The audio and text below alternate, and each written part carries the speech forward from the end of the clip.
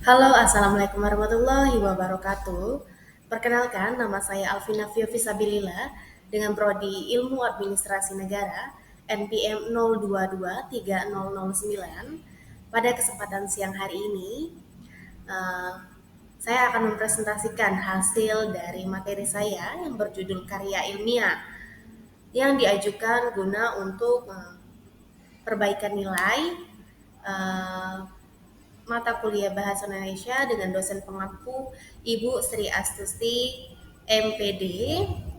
Langsung saja teman-teman kita mulai materi kita pada siang hari ini. Di sini ada definisi karya ilmiah. Yang dimaksud definisi karya ilmiah yaitu karya tulis yang isinya berusaha memaparkan suatu pembahasan secara ilmiah yang dilakukan oleh seorang penulis atau peneliti. Tujuannya untuk memberitahukan sesuatu hal secara logis dan sistematis, untuk memberikan fakta yang seakurat mungkin tanpa kebiasaan opini dan logika semata kepada para pembacanya.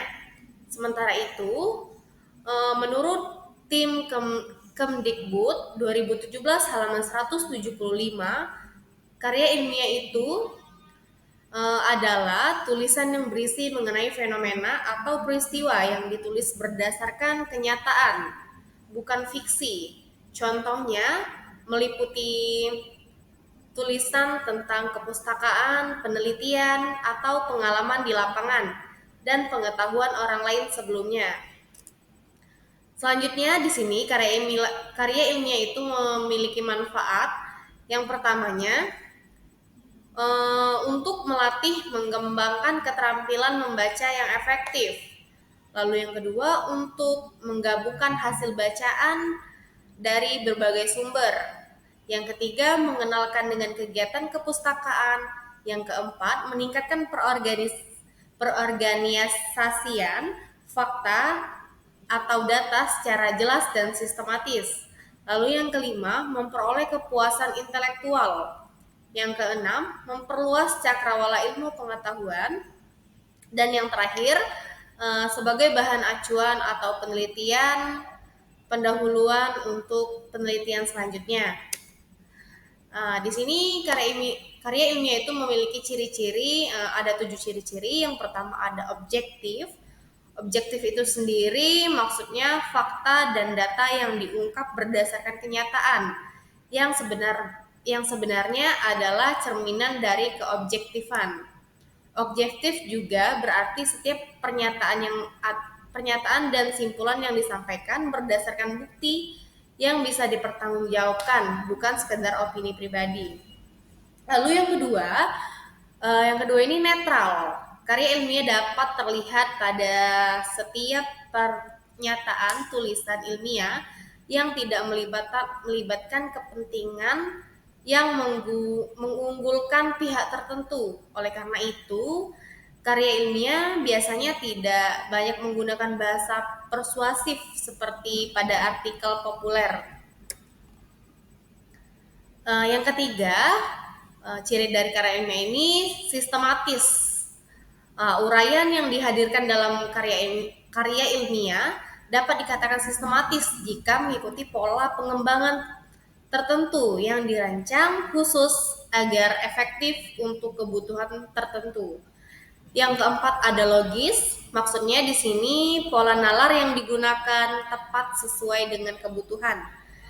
Yang kelima, menyajikan fakta. Karya tulis ilmiah harus faktual, yakni hal yang benar-benar terjadi dan dapat dipertanggungjawabkan. Dan yang keenam, tidak leonatis. Maksudnya, cara penyampaian menggunakan kalimat yang efektif. Tidak boros kata atau berbelit-belit, tapi langsung menuju pada sasarannya. Dan yang terakhir di sini ada bahasa ragam formal. Di sini yang dimaksud bahasa ragam formal yaitu bahasa baku yang digunakan untuk mencegah kesalahpahaman, bahasa santai, terlalu cepat berubah dari masa ke masa, dan memiliki ciri khas yang berbeda antar daerah. Oleh karena itu, bahasa Indonesia yang baik dan benar adalah pilihan utama. dalam menulis karya ilmiah. Selanjutnya kita memasuki jenis-jenis karya ilmiah. Di sini ada 3 jenis. Yang pertama ada jenis bentuk populer. Artinya karya ilmiah bentuk ini dapat diungkap dalam bentuk karya ringkas berupa paragraf, bebas tanpa subjudul, ragam bahasanya biasanya bersifat santai atau populer. Karya ilmiah populer umumnya dijumpai pada media massa seperti koran atau majalah. Lalu yang kedua ini jenis karya ilmiah bentuk semi formal. Secara garis besar, struktur karya ilmiah semi formal terdiri dari yang pertama halaman judul, dan yang kedua kata pengantar, ketiganya daftar isi, keempat pendahuluan, kelima pembahasan, 6 simpulan, dan yang terakhir ada daftar pustaka. Bentuk karya ilmiah semi formal umumnya digunakan dalam berbagai jenis laporan biasa dan makalah dalam tugas akademis sehari-hari. Lalu yang terakhir, jenis karya ilmiah itu yang terakhir ada bentuk formal.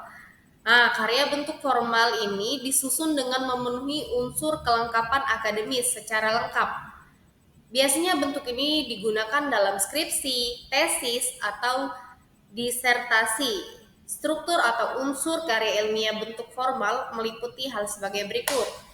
Yang pertama, ada judul, yang kedua tim pembimbing, yang ketiga kata pengantar, yang keempat abstrak, yang kelima daftar isi, yang keenam bab pendahuluan, yang ketujuh bab telaah kepustakaan atau kerangka teoretis, yang kedelapan ada bab metode penelitian, yang kesembilan ada bab pembahasan hasil penelitian, yang ke-10 ada bab simpulan dan rekomendasi, dan yang ke-11 ada daftar pustaka, yang ke-12 ada lampiran-lampiran, dan yang terakhir ada daftar riwayat hidup.